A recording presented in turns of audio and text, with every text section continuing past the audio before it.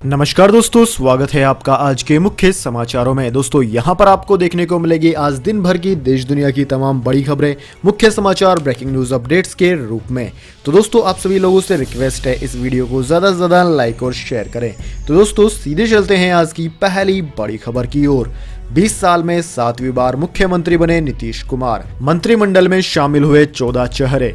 जी हां दोस्तों, बिहार की राजनीति में एक नया इतिहास रचते हुए नीतीश कुमार ने 2 दशक में 7वीं बार प्रदेश के मुख्यमंत्री पद की शपथ ग्रहण की।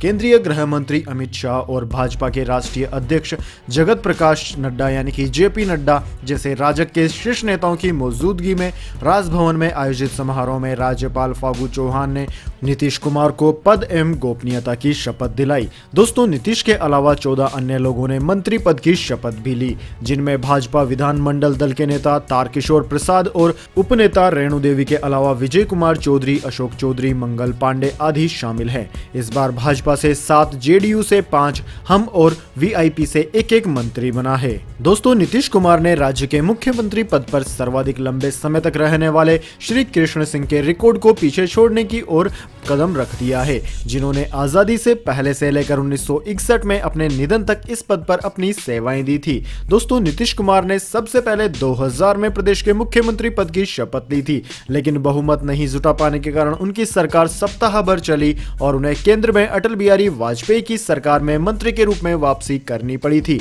5 साल बाद वह जेडीयू भाजपा गठबंधन की शानदार जीत के साथ सत्ता में लौटे और 2010 में गठबंधन के भारी जीत दर्ज करने के बाद मुख्यमंत्री का चेहरा बन गए। इसके बाद दोस्तों अगली बड़ी खबर, महबूबा मुफ्ती का भड़काऊ बयान, कहा मुसलमानों से छेड़छाड़ का अंजाम है खतरनाक। जी हां दोस्तों, जम्मू कश्मीर की पूर्व मुख्यमंत्री महबूबा मुफ्ती ने एक बार फिर भड़काऊ बयान दिया है। महबूबा मुफ्ती ने केंद्र सरकार पर आरोप लगाया है कि कश्मीरियों को उनकी जगहों से निकाला जा रहा है और बाहर के लोगों को यहां बसाया जा रहा है। महबूबा मुफ्ती ने इसका अंजाम भुगतने की चेतावनी दी है।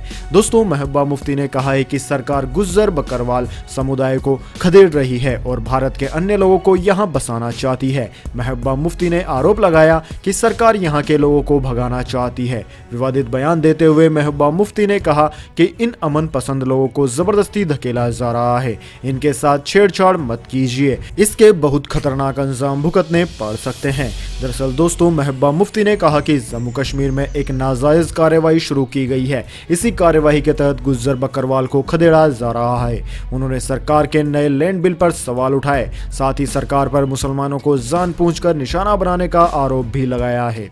इसके बाद दोस्तों अगली बड़ी खबर, वैक्सीन पर सबको पछाड़ते हुए इस कंपनी ने किया अब तक का सबसे बड़ा दावा। जी हां दोस्तों, इस महामारी के खिलाफ लड़ाई में इस महीने दूसरी बार एक अच्छी खबर मिली है। मॉडर्ना कंपनी ने कहा है कि उसका टीका संक्रमण के खिलाफ प्रभावी है। कंपनी ने दावा किया है कि टीका 94.5% तक सकारात्मक असर कर रहा है। कंपनी के इस दावे के बाद इस महामारी से लड़ाई लड़ रहे विश्व भर के देशों में एक उम्मीद की किरण जगी है। दोस्तों मॉडर्ना ने कहा है कि कंपनी के जारी अध्ययन के प्रारंभिक आंकड़ों के अनुसार उसका इस महामारी वायरस रोधी टीका बेहद प्रभावी है। इससे एक सप्ताह पहले प्रतिद्वंदी कंपनी फाइजर इंक ने भी अपने टीके के इसी तरह प्रभावी होने की घोषणा की थी। इस घोषणा के साथ ही दोनों कंपनियां अमेरिका में टीके के आपात इस्तेमाल की दिशा में कुछ सप्ताह के भीतर ही अनुमति प्राप्त करने की दिशा में आगे बढ़ती प्रतीत होती है। इसके बाद दोस्तों अगली बड़ी खबर, विवादों में गिलगिट बाल्टिस्तान का चुनाव, शुरुआती रुझानों में इमरान खान की पार्टी पीटीआई रही आगे। जी हां दोस्तों, पाकिस्तान अधिकृत कश्मीर यानी कि पीओके के गिलगिट बाल्टिस्तान में सत्तारूढ़ पाकिस्तान तहरीर-ए-इंसाफ ने भारत के कड़े विरोध के बाद भी चुनाव कराए हैं। गिलगिट बाल्टिस्तान में विधानसभा की 23 सीटों के लिए हुए मतदान के शुरुआती चरण में पीटीआई आगे चल रही है। पाकिस्तान मीडिया में आई खबरों से यह जानकारी मिली है। चुनाव अधिकारियों ने बताया है कि 4 महिलाएं समेत कुल 330 उम्मीदवार चुनावी मैदान में हैं। यहां किसी की भी जीत हो ऐसी संभावना है कि नई सरकार के गठन के बाद इस क्षेत्र के दर्जे में बदलाव की घोषणा की जाएगी। इसके बाद दोस्तों अगली बड़ी खबर, बीजेपी के भीतर से उठी आवाज, जेएनयू का नाम बदला जाए। जी हां दोस्तों, प्रधानमंत्री नरेंद्र मोदी द्वारा जवाहरलाल नेहरू यूनिवर्सिटी में स्वामी विवेकानंद की प्रतिमा अनावरण के बाद जेएनयू का नाम बदलने की मांग उठी है। भारतीय जनता पार्टी महासचिव सीटी रवि ने कहा है कि जेएनयू का नाम बदलकर स्वामी विवेकानंद कर दिया जाए। हाल ही में गोवा, महाराष्ट्र और तमिलनाडु के प्रभारी बनाए गए बीजेपी महासचिव सीटी रवि ने कहा है कि जेएनयू का नाम बदलकर स्वामी विवेकानंद के नाम पर रखा जाना चाहिए। सीटी रवि ने ट्वीट किया है कि स्वामी विवेकानंद भारत की विचारधारा के लिए खड़े हुए थे। उनके दर्शन और मूल्य भारत की ताकत को दर्शाते हैं। यह सही है कि जवाहरलाल नेहरू विश्वविद्यालय का नाम बदलकर स्वामी विवेकानंद विश्वविद्यालय कर दिया जाना चाहिए। भारत के देशभक्त संत का जीवन आने वाली पीढ़ियों को प्रेरित करेगा। इसके बाद दोस्तों अगली बड़ी खबर, आलू सहित सब्जियों के दाम बढ़ने से थोक महंगाई 8 महीने की ऊंचाई पर। जी हां दोस्तों, देश में थोक मूल्य सूचकांक आधारित WPI महंगाई दर 8 महीने की उच्चतम स्तर पर पहुंच गई है। अक्टूबर महीने में WPI आधारित मुद्रास्फीति 1.48% रही, जबकि सितंबर महीने में यह 1.32% थी। पिछले साल अक्टूबर में थोक महंगाई महज 0% थी। दोस्तों आलू सहित सब्जियों के दाम और मैन्युफैक्चर्ड उत्पाद के दाम बढ़ने से थोक महंगाई बढ़ी है। आलू के दाम में तो 107% का उछाल आया है। इससे पहले खुदरा महंगाई के आंकड़े भी चिंताजनक स्तर पर रहे हैं। वैसे दोस्तों आलू के दामों की बात की जाए तो फिलहाल आलू के दाम 60 रुपए प्रति किलो तक चल रहे हैं। इसके बाद दोस्तों अगली बड़ी खबर, नए साल में टेलीकॉम कस्टमर्स को लगेगा झटका, 15 से 20% बढ़ सकता है मोबाइल टैरिफ। जी हां दोस्तों, टेलीकॉम कंपनियां दिसंबर के अंत या फिर जनवरी से मोबाइल टैरिफ में 15 से 20% की बढ़ोतरी कर सकती है। टेलीकॉम कंपनियों का कहना है कि घाटे की वजह से वे ऐसा करने के लिए मजबूर है। दोस्तों आपकी जानकारी के लिए बता दें, AGR की वजह से इस वित्त वर्ष में ज्यादातर टेलीकॉम कंपनियों को भारी घाटा हुआ है। इकोनॉमिक टाइम्स के अनुसार वोडाफोन आइडिया दिसंबर के अंत या फिर जनवरी से अपने मोबाइल टैरिफ में 15 से 20% की बढ़त कर सकती है। सूत्रों के मुताबिक भारतीय एयरटेल भी टैरिफ में बढ़ोतरी कर सकती है। हालांकि वह इस बारे में रिलायंस जियो के कदम उठाने के बाद ही शायद कोई निर्णय ले। इसके बाद दोस्तों अगली बड़ी खबर, दुनिया में मिले 24 घंटे में 6.60 लाख इस महामारी के मरीज। WHO ने कहा वायरस के खिलाफ अभी बाकी है लंबी लड़ाई।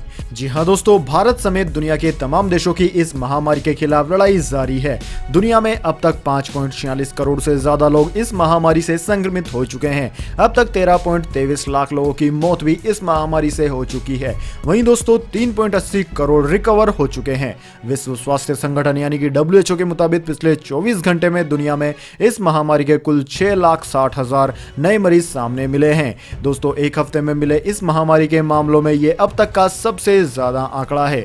दोस्तों आपकी जानकारी के लिए बता दें, इस महामारी की दूसरी लहर से अमेरिका में स्थिति गंभीर बनती जा रही है। पिछले 2 हफ्ते में अमेरिका में इस महामारी के नए मामलों में 80% का इजाफा हुआ है। शनिवार को अमेरिका में 1,59,000 मामले सामने आए। वहीं नई मौतों की संख्या 1210 रही। दोस्तों पिछले एक सप्ताह में नए मरीजों का दैनिक औसत 1,45,000 रहा है। यह 2 सप्ताह पूर्व की तुलना में 80% से ज्यादा है। विश्व स्वास्थ्य संगठन के महानिदेशक टेड्रोस अधनोम घेब्रेयेसस ने कहा है कि इस महामारी के खिलाफ लड़ाई में हमें अभी आगे बहुत लंबा सफर तय करना है। उन्होंने फिर से चेतावनी दी है कि दुनिया को अगली महामारी के लिए भी तैयार रहना चाहिए। इसके बाद दोस्तों अगली बड़ी खबर, पूरा होगा UAE में नौकरी करने का सपना, 10 साल तक के गोल्डन वीजा नियमों में हुई ढील। जी हां दोस्तों, संयुक्त अरब अमीरात यानी कि UAE ने रविवार को अधिक पेशेवरों को 10 साल का गोल्डन वीजा जारी करने की मंजूरी दे दी है। इसमें PhD डिग्री धारक चिकित्सक, इंजीनियर और विश्वविद्यालयों के कुछ खास स्नातक भी शामिल है। दोस्तों आपकी जानकारी के लिए बता दें कि UAE प्रतिभाशाली और अधिक पेशेवर लोगों को खाड़ी देशों में बसाने और राष्ट्र निर्माण में उनका योगदान पाने के लिए गोल्डन वीजा मुहैया करवाती है। दुबई के शासक शेख मोहम्मद बिन राशिद अल मकतूद UAE के प्रधानमंत्री और उपराष्ट्रपति ने एक ट्वीट के जरिए इसकी घोषणा की है। उन्होंने ट्वीट किया है कि प्रवासी पेशेवर लोग जिनमें चिकित्सक, इलेक्ट्रॉनिक्स, प्रोग्रामिंग, सभी PhD डिग्री धारक, कंप्यूटर इंजीनियरिंग, UAE द्वारा मान्यता प्राप्त विश्वविद्यालयों से स्नातक, प्रोग्रामिंग, बिजली और जैव प्रौद्योगिकी जिनका PGA 3.8 या उससे अधिकों को 10 साल का गोल्डन वीजा जारी करने के फैसले को हमने मंजूरी दे दी है। इसके बाद दोस्तों अगली बड़ी खबर, BSNL ने लॉन्च किया fibre basic plus broadband plan, 60 Mbps speed के साथ मिलेगी धांसू सुविधाएं। जी हां दोस्तों, भारत संचार निगम लिमिटेड यानी कि BSNL ने नया fibre basic plus broadband plan launch कर दिया है। इस प्लान की कीमत 599 रुपए है। दोस्तों प्लान में 60 Mbps की स्पीड के साथ हर महीने 3300 GB डाटा मिलेगा। BSNL का ये नया प्लान अंडमान निकोबार को छोड़कर मिलकर पूरे देश में उपलब्ध होगा। इसमें ग्राहकों को किसी भी नेटवर्क पर local to STD unlimited calling भी मिल रही है। कंपनी का यह नया फाइबर बेसिक प्लान 499 रुपए में भी उपलब्ध है। दोस्तों, केरल टेलीकॉम इन्फो के जरिए बीएसएनएल के नए प्लान्स की जानकारी मिली है। इसके बाद दोस्तों अगली बड़ी खबर, 26/11 के दोषियों को कब तक बचाएगा पाकिस्तान, भारत ने किया सवाल। जी हां दोस्तों, भारत के विदेश मंत्री एस जयशंकर ने पाकिस्तान द्वारा आतंकवाद को दिए जा रहे बढ़ावे को उजागर किया है। एस जयशंकर ने 26/11 हमले में पाकिस्तान की भूमिका का एक बार फिर जिक्र करते हुए कहा कि इस मसले पर पूरे अंतर्राष्ट्रीय समुदाय के सहयोग की जरूरत है। विदेश मंत्री ने पाकिस्तान का नाम लिए बगैर कहा कि हमारे पड़ोसी मुल्क द्वारा सीमा पार आतंकवाद को बढ़ावा दिया जा रहा है। उन्होंने कहा कि पाकिस्तान आतंकवाद के मुद्दे पर कार्रवाई करना ही नहीं चाहता। दोस्तों, आपकी जानकारी के लिए बता दें कि पाकिस्तान की संघीय जांच एजेंसी FIA ने हाल ही में यह बात स्वीकार कर ली है कि भारत में हुए 26/11 के हमले में पाकिस्तान के आतंकवादियों का हाथ था। इसके बाद दोस्तों अगली बड़ी खबर, भ्रष्ट पुलिसकर्मियों की खैर नहीं, सोशल मीडिया पर अपराध के साथ पोस्ट की जाएगी तस्वीरें भी। जी हां दोस्तों, केंद्र सरकार ने निर्णय लिया है कि अब भ्रष्ट पुलिस अधिकारियों और पुलिस कर्मियों की तस्वीरें उनके गुनाह के साथ थानों के नोटिस बोर्ड पर लगाई जाएंगी। इसके अलावा ये प्रदर्शन सिर्फ पुलिस थानों तक ही सीमित नहीं होगा, बल्कि अधिकारी इसे सोशल मीडिया पर भी साझा करेंगे। ये निर्णय सरकार की पुलिस छवि और सार्वजनिक संपर्क की पहल के हिस्से के रूप में लिया गया है। दोस्तों, केंद्रीय गृह मंत्रालय देश की आंतरिक सुरक्षा के लिए जिम्मेदार होता है। निर्देश में कहा गया है कि भ्रष्ट पुलिस अधिकारियों के खिलाफ कार्यवाही को सोशल मीडिया पर उचित प्रचार मिलेगा। जिन घटनाओं में वे शामिल थे उन विवरणों के साथ पुलिस थानों में भ्रष्ट पुलिस अधिकारियों की तस्वीरें प्रदर्शित की जाएंगी। इसके बाद दोस्तों अगली बड़ी खबर, बड़ी खुशखबरी, पहली स्वदेशी इस महामारी की वैक्सीन का 3rd फेज ट्रायल शुरू होगी, सबसे सस्ती भी। जी हां दोस्तों, भारत बायोटेक के इस महामारी के टीके कोवैक्सीन का तीसरा चरण का परीक्षण शुरू हो गया है। कंपनी के चेयरमैन एवं प्रबंधक निर्देशक कृष्णा एला ने सोमवार को यह जानकारी दी। इंडियन स्कूल ऑफ बिजनेस द्वारा आयोजित एक कार्यक्रम को वीडियो कॉन्फ्रेंस के माध्यम से संबोधित करते हुए एला ने कहा कि कंपनी इस महामारी के लिए एक और वैक्सीन पर काम कर रही है। यह नाक के जरिए दी जाने वाली ड्रॉप के रूप में होगी। यह वैक्सीन अगले साल तक तैयार हो जाएगी। एला ने कहा कि हमने इस महामारी के टीके के लिए भारतीय चिकित्सा अनुसंधान परिषद ICMR के साथ भागीदारी की है। इस टीके का तीसरा चरण का परीक्षण शुरू हो गया है। इसके बाद दोस्तों अगली बड़ी खबर, ब्रिक्स शिखर सम्मेलन में शामिल होंगे प्रधानमंत्री मोदी, भारत से विवाद के बीच चीन भी करेगा शिरकत। जी हां दोस्तों, प्रधानमंत्री नरेंद्र मोदी मंगलवार को ब्रिक्स शिखर सम्मेलन के 12वें संस्करण में हिस्सा लेंगे। भारतीय विदेश मंत्रालय ने सोमवार को यह जानकारी दी है। दोस्तों, मंत्रालय के मुताबिक प्रधानमंत्री मोदी रूस के राष्ट्रपति व्लादिमीर पुतिन के न्योते पर 17 नवंबर को ब्रिक्स शिखर सम्मेलन में हिस्सा लेंगे। वीडियो कॉन्फ्रेंसिंग के जरिए होने वाली इस बैठक की थीम वैश्विक स्थिरता, साझा सुरक्षा और नवोन्मेष प्रगति है। ब्रिक्स देशों के संगठन में तेज गति से उभर रही अर्थव्यवस्थाओं वाले 5 देश हैं। दोस्तों, इन देशों में ब्राजील, रूस, भारत, चीन, दक्षिण अफ्रीका शामिल है। दोस्तों, आपकी जानकारी के लिए बता दें, एक्सटर्नल मिनिस्ट्री से मिली जानकारी के मुताबिक संयुक्त राष्ट्र की 75वीं वर्षगांठ और इस महामारी के बीच में आयोजित हो रहे 12वें शिखर सम्मेलन में इंट्रा ब्रिक्स सहयोग और वैश्विक संदर्भ के प्रमुख मुद्दों पर चर्चा की जाएगी। इसके बाद दोस्तों अगली बड़ी खबर, हार मानने के बाद फिर पलटी मार गए डोनाल्ड ट्रंप, अब कहा मैंने जीता US इलेक्शन। जी हां दोस्तों, अमेरिकी राष्ट्रपति चुनाव में डेमोक्रेटिक पार्टी के जो बाइडेन की जीत के बाद अब डोनाल्ड ट्रंप ने फिर एक ट्वीट करके बवाल खड़ा कर दिया है। दोस्तों, रविवार को ट्रंप ने बेमन से अपनी हार को स्वीकार कर लिया था। अब उन्होंने नए ट्वीट में राष्ट्रपति चुनाव में खुद की जीत का दावा किया है। ट्रंप ने ट्वीट किया है कि आई वॉन द इलेक्शन। इससे पहले डोनाल्ड ट्रंप ने अपनी हार मानते हुए इलेक्शन सिस्टम पर कई सवाल उठाए थे। उन्होंने बाइडेन की जीत तो मानी, लेकिन चुनाव में धांधली के आरोपों से वो पीछे नहीं हटे। दोस्तों, ट्रंप ने कहा कि डोमिनियन वोटिंग सिस्टम के नतीजों को केवल उन्होंने नहीं बल्कि अन्य कई बड़ी कंपनियों ने मानने से इनकार कर दिया है। उन्होंने कहा है कि जो हमारे संविधान की सुरक्षा के लिए है, उनसे खिलवाड़ करने की इजाजत किसी को नहीं दी जा सकती। ट्रंप ने कहा कि दुनिया देख रही है। इसके बाद दोस्तों अगली बड़ी खबर, बाबा रामदेव का बड़ा ऐलान, पतंजलि आयुर्वेद की खाद्य तेल कंपनी रुचि सोया लाएगी पब्लिक ऑफर। जी हां दोस्तों, पतंजलि आयुर्वेद की खाद्य तेल कंपनी रुचि सोया अगले साल फॉलो ऑन पब्लिक ऑफर पेश करेगी। बाबा रामदेव ने बताया है कि कंपनी में प्रवर्तकों की हिस्सेदारी कम करने के लिए पब्लिक ऑफर लाने का फैसला लिया गया है। दोस्तों आपकी जानकारी के लिए बता दें, पतंजलि आयुर्वेद ने पिछले साल रुचि सोया का अधिग्रहण किया था। बाबा रामदेव को उम्मीद है कि कंपनी चालू वित्त वर्ष के दौरान तेजी से बढ़ोतरी दर्ज करेगी।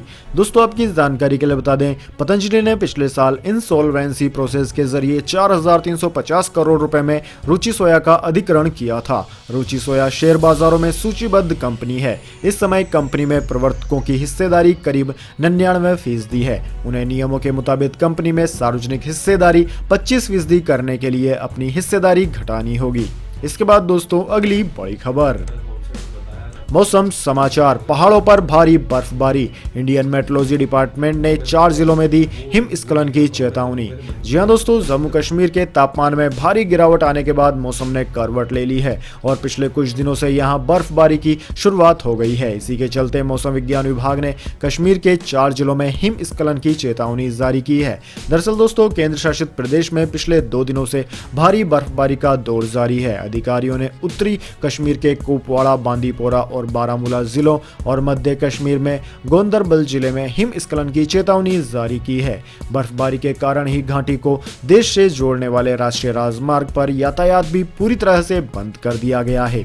हालांकि मैदानी इलाकों में बारिश हो रही है। इसके बाद दोस्तों अगली बड़ी खबर, सोने चांदी के दामों में आई गिरावट, जानिए अभी निवेश करने पर कितना मिल सकता है आपको रिटर्न। जी हां दोस्तों, सोने के दाम में आज गिरावट देखी गई है। सुबह लगभग 9 बजे सोना मल्टी कमोडिटी एक्सचेंज यानी कि MCX पर लगभग 64 रुपए की गिरावट के साथ 50,922 रुपए प्रति 10 ग्राम पर कारोबार कर रहा था। वहीं दोस्तों चांदी 193 रुपए की गिरावट के साथ 63,608 रुपए प्रति किलोग्राम पर कारोबार कर रही थी। दोस्तों धनतेरस में इस बार देश भर में लोगों ने सोना जमकर खरीदा। Indian Boolean and jewellers association के मुताबिक पिछले साल के धनतेरस के मुकाबले इस साल 30% ज्यादा बिक्री हुई है। INS की खबर के मुताबिक IBJE के ताजा आंकड़ों में कहा गया है कि लोगों ने करीब 20,000 करोड़ रुपए का सोना इस साल धनतेरस पर खरीदा था। देश भर में इस साल धनतेरस पर सोने की बिक्री करीब 40 टन हुई है, जिसका मूल्य करीब 20,000 करोड़ रुपए आंका जा रहा है। दोस्तों LKP सिक्योरिटीज के जतिन त्रिवेदी के मुताबिक सोना अभी भी पहले की तरह 49,500 के भाव पर मजबूती से डटा हुआ है। इसके बाद दोस्तों अगली बड़ी खबर, सैमसंग ने लॉन्च किया स्मार्ट मॉनिटर, एक साथ कर सकेंगे कई काम।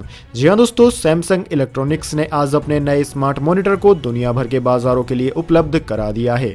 इस स्मार्ट मॉनिटर में एक ही स्क्रीन पर कई सारे काम कर सकेंगे। दोस्तों ये smart monitor work from home, home learning और एंटरटेनमेंट की सुविधा एक ही जगह पर देगा। दोस्तों सैमसंग का smart monitor mobile phone connectivity और PC कनेक्टिविटी के लिहाज से बेहतरीन गैजेट बताया जा रहा है।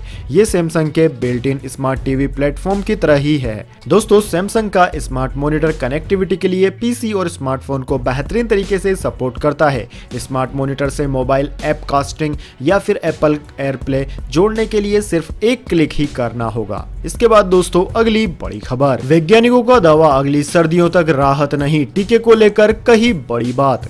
जी हां दोस्तों, फाइजर इस महामारी वैक्सीन को बनाने वाले प्रमुख वैज्ञानिक उर्स सहानी ने चेतावनी दी है कि अगली सर्दियों से पहले लोगों को इस महामारी से राहत नहीं मिलने वाली है। कंपनी की तरफ से यह भी कहा गया है कि सब कुछ सही रहा तो इसी साल के आखिरी तक दिसंबर में वैक्सीन की डिलीवरी शुरू हो सकती है।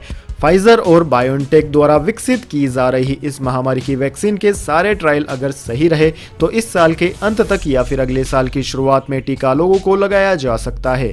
दोस्तों बायोटेक के CEO ने कहा है कि अगर सब कुछ सही से आगे बढ़ता रहा तो इसी साल के आखिरी यानी कि दिसंबर माह में वैक्सीन की डिलीवरी शुरू हो जाएगी। उन्होंने कहा कि कंपनी का लक्ष्य अगले साल अप्रैल तक 30 करोड़ खुराक की डिलीवरी करने का है।